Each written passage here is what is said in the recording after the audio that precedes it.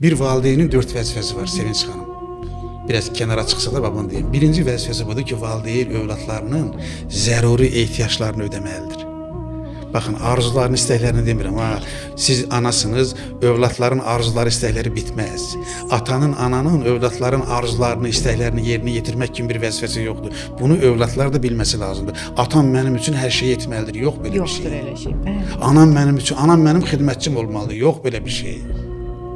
Amma anan və atan sənin zəruri ehtiyaclarını ödəməlidir. Bax, Hansıdır zəruri ehtiyac? Zəruri bax, geyimdir, yaşamadır, qarnını doyurmaqdır, mədəsini doyurmaqdır, qorumaqdır. İkinci nədir? Baxın, zərərdən qorumaq zəruri ehtiyacdır. Bir valideyn övladını zərərdən qoruyursa, yəni zərərli fikirlərdən, əxlaqsızlıqdan, narkomaniyadan, içkidən, qumardan, insanı insanlıqdan çıxaran bu yanlış işlər nə varsa onların hamısını saymaq istəyirəm. Bunları qorumaq valideynin ikinci vəzifəsidir.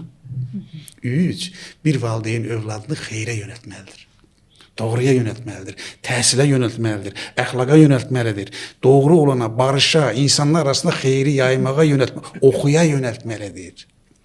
Baxın, övladlarının zəruri ehtiyacını ödəmək, övladlarının zərərdən qorumaq, övladlarımızı xeyrə yönəltmək və bir də mən əlavə edirəm, övladlarınıza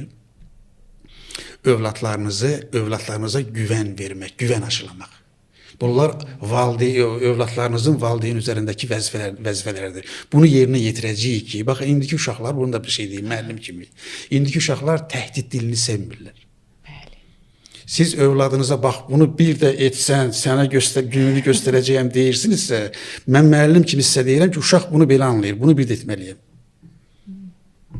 Əgər o uşaqda qürur duyğusu varsa, özünə sayğısı varsa, onu təkrar edəcək. İndiki metod bax budur, bunu da qısaca bunu söyleyeyim. Birinci budur ki, uşaqlara təsir mexanizmi budur ki, baxın, dəyər verəcəksiniz, məsuliyyət verəcəksiniz, içində şəfqət olan nəzarət edəcəksiniz. Bax, bu sözümün altına xət çəkirəm.